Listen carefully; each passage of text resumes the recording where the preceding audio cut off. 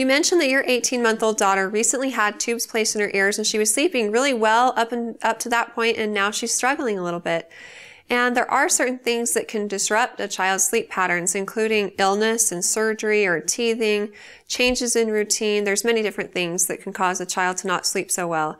It would be best to talk with your child's doctor and discuss her sleep habits with them. As long as they feel like sleep training is appropriate in her situation, that is something you can do to encourage her to sleep better once again. Of course, the concern with her just having surgery is whether or not you need to respond to her at night, and sleep training does involve letting your child cry it out a little bit, whether this be for hours on end, which can be okay as long as your child is healthy and doesn't have any health problems. They have no immediate need. They're not in danger. They're just crying because they want you. But sometimes a more graduated approach is appropriate in situations where you go in and check on your child, you resist any and all urges to turn on the lights or pick them up. You just gently touch their tummy, make sure that they're not in immediate need, and then turn around and walk right back out of the room.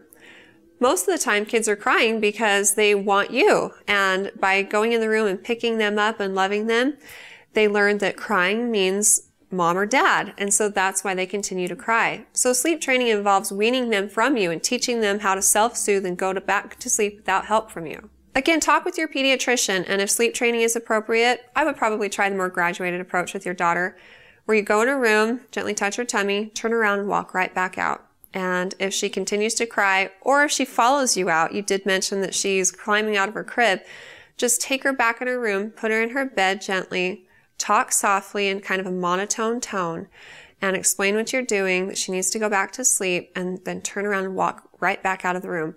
You'll have to be persistent, and it might be torturous for a few nights, but after about a week of being persistent about it, she will learn that she sleeps in her own bed and that she needs to go back to sleep without help from you.